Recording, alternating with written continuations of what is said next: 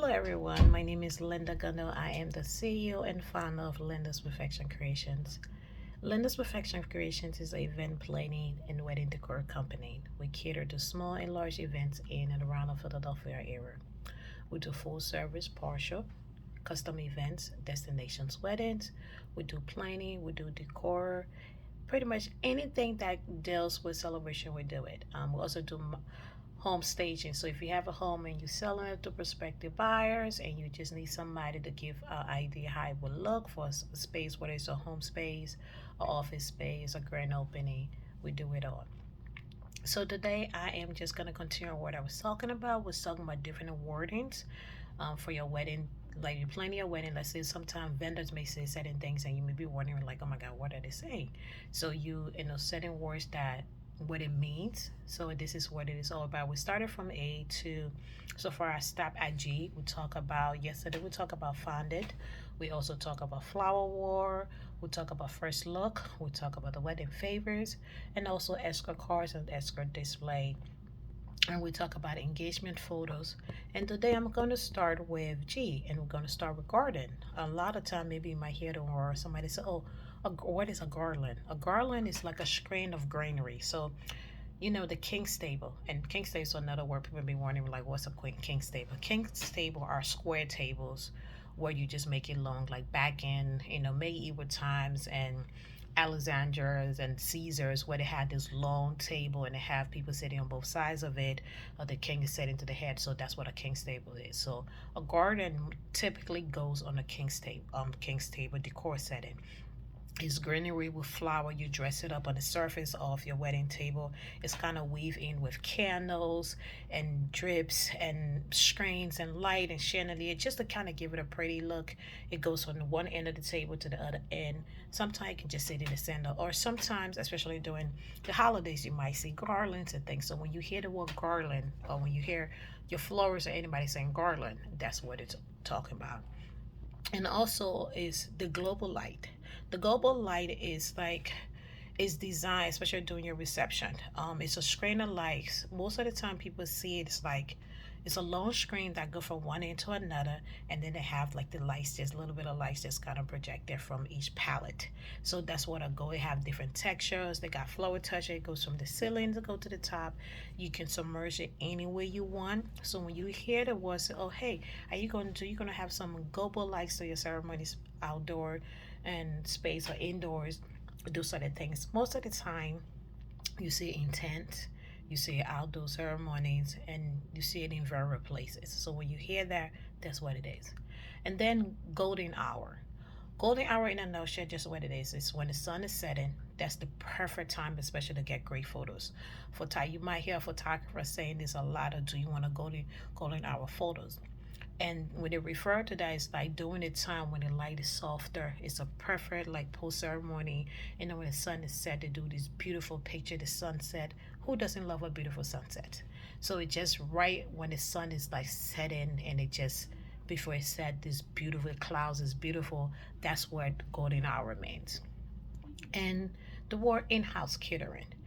In-house catering, or sometimes referred to F&B, it pretty much means like sometimes when you rent, let's say if you use a hotel, most venue have in-house catering, where they will take care of the food, they will take care of everything.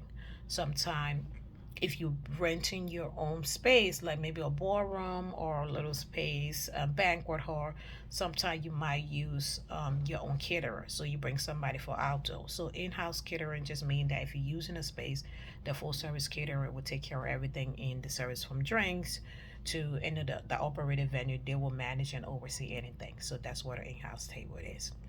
And then the head table. The head table, at one point before the sweetheart table became popular, the head table was where all the bridal party sits, along with the brides and groom, where you have this long table. The bride and groom is in the middle, and then the bridal party is like down the aisle, like down next to them sitting there. So that's what a head table are. But now most of the time people are opting into like a sweetheart table, where just is the both of them to make it more intimate. But when you hear the term, "Oh, are you going to use a hair tables?" That's what they are referring to. So it's simple is pretty for those people who say, oh, you know, I just want everybody to be together on that day to just make it look a more family thing instead of just keeping everybody around. Then those are the things that you do. And then when you hear the word installations, installation is a vowel word, especially for floor chandeliers or any garment or anything you're hanging up in the ceiling. So when they're installing things within the word design or special techniques, especially in the tent setting, these are like dramatic, and they don't end like a chandelier or anything beautiful that you're gonna hang up in the sky to submerge, whether a cake, whatever. There's a lot of things that you can do now. So when you hear that, well, are you doing any installations? And I mean, any design that you're going to be hanging up. And most of the time, it's that if you have the right budget for it, it goes really smooth, but you have to make sure you have the right budget because it can get sometimes costly. And then we go to invitation suite. Invitation suite is pretty much simple. It just as it says. It's invitation suite is like everything that you need to is in that invitation. So, like for example, it includes any information that you need to let your guests know what it is that doing from your RSVP cards to your save the dates to your information card to your travel date, the itinerary weekend. So pretty much it's like when you hear store suite, is big enough. It have multiple things, multiple layers for that you can, when you're renting a hotel room, what space you have the bathroom, you have the living room, you have the bedroom. So pretty much everything is included. So an invitation suite is that pretty much mean that everything pertaining to the wedding is included in that invitation packet that they are going to give you. So that's what that will represent. And the kebuba, what it is like mostly for people who are getting married in Jewish wedding. It's a contract that you the couple sign to it, exchange their vows and celebrate their vows. So those are the things in many modern couple now try to incorporate that with different pieces of art to just make it unique and a little different. But when you have it's like it's pretty much a contract that you are using. And then just your piece. This is something similar for people who are getting married in the court. So if you are getting like a civil union wedding where you say, okay, well, I don't want to use a church, I don't want to use a officiant, I just want to go to the courthouse and just get married and then do a celebration or maybe do it later. Sometimes some people get married a year before and then do something due to the budget or to a lot of reasons that they do and they choose to do it. But when you hear the term just their piece, it's pretty much they just going to the courthouse to get married. Okay, cake back. Now, cake back is what a lot of vendors, I shouldn't say a lot, some vendors do. Cake back is where, let's say, I'm a wedding planner and I use a photographer. I refer to a photographer. And I'm just speaking the term loosely, where a vendor would say, well, if you bring your client to me, I will get something back from this. So it's kind of like a referral service. You refer somebody, you get something out of the deal, pretty much, from referring a client. Personally, I don't do kickback. The reason for that is that I don't want to be tied down to one person and say, oh, because you're giving me $1 or $2, then I have to keep reserving my clients to you. I want my clients to have the best fit. So no matter who you are, if you're not the right vendor, if I feel truly you are not the right vendor for my client, I'm not going to push a sale. It's like commission. I'm not going to push a sales to you. Pretty much it's like you recommend person and it's not a bad thing, to get me wrong, because you can recommend somebody for the service and they just doing something to say, hey, by you referring your services to me, I will give you some kind of token to say thank you for refer. And it's a business. This, like I said, there's nothing wrong with it. Everybody preference is different. I have my reason why I don't do it, but that don't mean that it's bad. But people do it. So when you hear the term that, oh, there's a kickback, that just pretty much where the word comes from.